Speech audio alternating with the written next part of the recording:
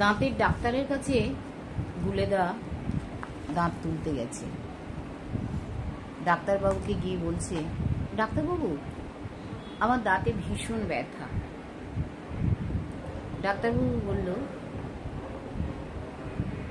Injection দিলে ব্যথাটা করবে না। তখন গুলেদা বলল, ইঞ্জেকশনের দাম কত? ডাক্তারবাবু বলল, 300 টাকা। তখন গুলেদা বলল, আর ইঞ্জেকশন ছাড়া? তখন ডাক্তারবাবু বলল, ভীষণ ব্যথা হবে কিন্তু। গুলেদা বলল, তা হোক। তখন ডাক্তারবাবু রেগে গিয়ে বলল, 10 টাকা।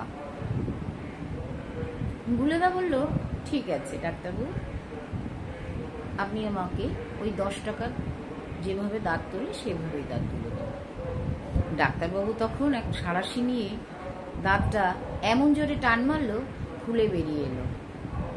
গুলেদা কোনো চিৎকার চেঁচামেচি কিচ্ছু করলো না, এমনকি গুলেদার ব্যথাও অনুভব হলো না। 10 টাকা দিয়ে গুলেদা বাড়ি চলে গেল। ডাক্তারবাবু তো অবাক। সন্ধেবেলায় ডাক্তারবাবু পাশের এক ডেন্টিস্টের সঙ্গে গল্প করছে।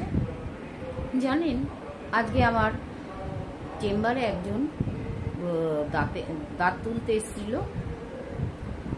তাকে আমি বললাম ইঞ্জেকশন দিলে 300 টাকা। সে বললো ইঞ্জেকশন দিতে হবে না, এমনি এমনি দাঁতটা তুললো, কিন্তু কোনো ব্যথা পেল না।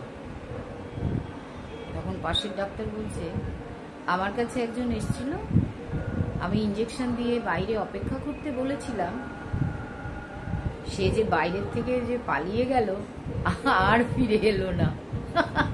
সেই ওই গুলেদা। নমস্কার।